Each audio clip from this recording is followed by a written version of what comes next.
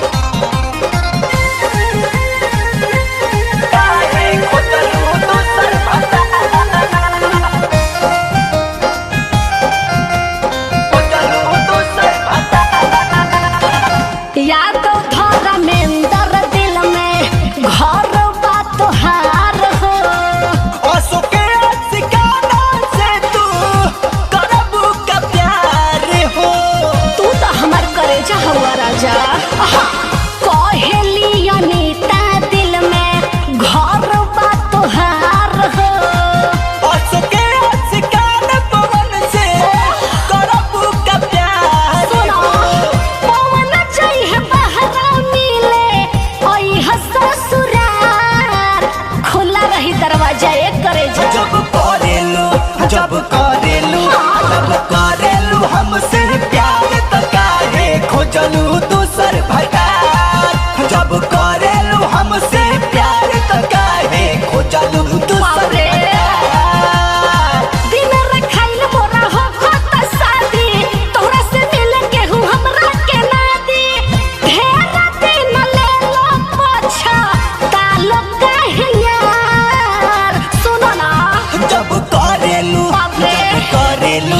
जब करेलू हमसे प्यार तो काहे खोजलू दोसर भता जब करेलू हमसे प्यार तो काहे खोजलू दोसर भता तू तो हमर करेजा हुआ दिल के।